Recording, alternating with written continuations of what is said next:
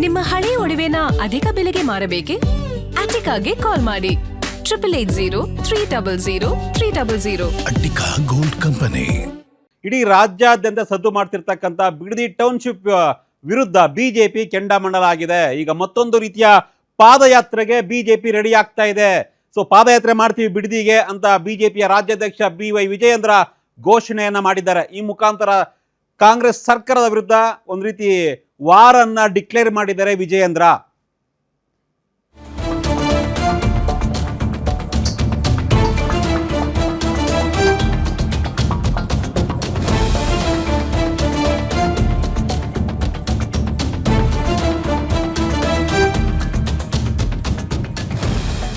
S, Bidadi township ವಿರುದ್ಧ BJP ಆಕ್ರೋಶವನ್ನು ವ್ಯಕ್ತಪಡಿಸ್ತಾ ಇದೆ. ಇವತ್ತು ಬೆಳಗ್ಗೆಯಿಂದ ಸಂಜೆವರೆಗೂ ಕೂಡ ಬೆಂಗಳೂರಿನ ಫ್ರೀಡಂ ಪಾರ್ಕ್ ನಲ್ಲಿ ಬಿಜೆಪಿ ನಾಯಕರು ಪ್ರತಿಭಟನೆಯನ್ನ ಮಾಡಿದ್ರು.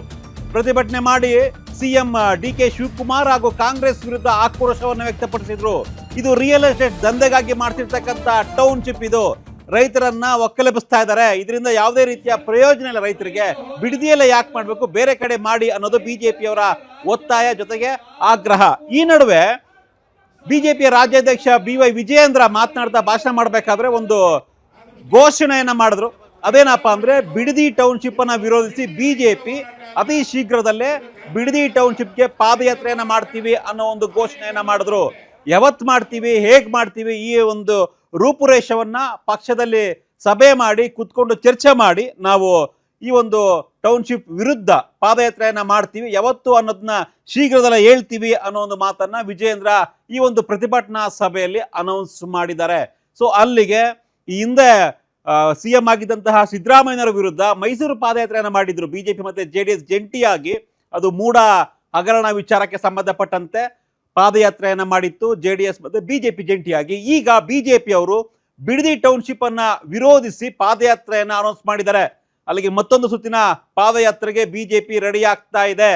ಸೊ ಯಾವತ್ತು, ಹೇಗೆ, ಮತ್ತಷ್ಟು ಮಾಹಿತಿಯನ್ನ ಅಥವಾ ರೂಪುರೇಷೆಗಳನ್ನ ಕೂತು ಸಭೆ ನಡೆಸಿ ಮಾತಾಡ್ತೀವಿ, ಕ್ಲಾರಿಫೈ ಮಾಡ್ತೀವಿ ಅಂತ BY ವಿಜಯೇಂದ್ರ ಮಾಹಿತಿಯನ್ನ ಕೊಟ್ಟಿದ್ದಾರೆ.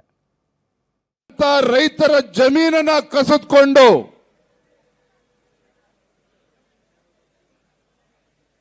ಗುಂಡಾಗರ್ದಿಯನ್ನ ಮಾಡಿಕೊಂಡು ಈ ರಾಜ್ಯದ ಮುಖ್ಯಮಂತ್ರಿಗಳು DK ಶಿವಕುಮಾರ್ ಅವರು ತಮ್ಮ ಚಪಲವನ್ನ ತೀರಿಸಿಕೊಳ್ಳೋದಕ್ಕೆ ಬಿಡದಿನಲ್ಲಿ ಏನೋ ಸ್ಯಾಟಲೈಟ್ ಟೌನ್ಶಿಪ್ ಅನ್ನ ಮಾಡೋದಕ್ಕೆ ಹೊರಟಿದ್ದಾರೆ.